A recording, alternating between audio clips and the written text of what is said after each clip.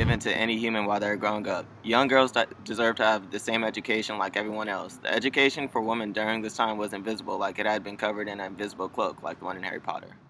The rights us women have are our manners, which are to act like a lady and stay in our place, because at the end of the day, only man can win the race. I shall show you my ladylike manners. My looks may deceive you, because the way your minds have been trained, but I'm stronger than you think. Women's rights were never given, but some say they should be taken anyways. Who took them? The government, men. Mary wrote, women deserve their rights and should fight for them. Men say they treat their wives like queens and their daughters like princesses, so why don't queens and princesses have rights? In closing, there was Mary. What about me? Said quite contrarily.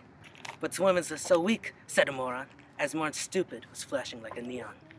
I demand education reform, and the world starts to transform. She lived to the purpose of right. She defended it like a dogfight. Mary Wollstonecraft were the first of her time. She wrote many great things, from novels to essays to rhythm and rhyme. Her words accomplished what she willed, ideas flowed through her pen. She made good points, and nothing was more upsetting to men. In her work, A Vindication of the Rights of Women, she was quite sincere, in taking the world as it was and turning it on its ear.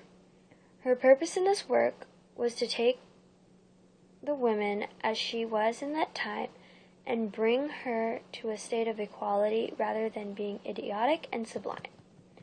She felt, and rightly so, that dominance should not be assigned by the difference of physical appearance, but the assessment of the mind. She acknowledges, however, that women have become a dependent object, that creatures are vanity and cunning, not of strength or intellect. She called upon men to accept women as their equals.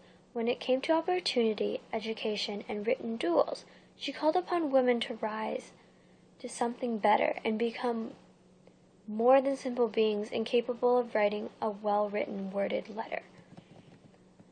In short, she was a women's rights activist. Back before the question was asked, she tore holes through all kinds of barriers from sexism to class, and although she did not live that long and was discredited after she died, she lives on in many minds and books as the first woman with a mind.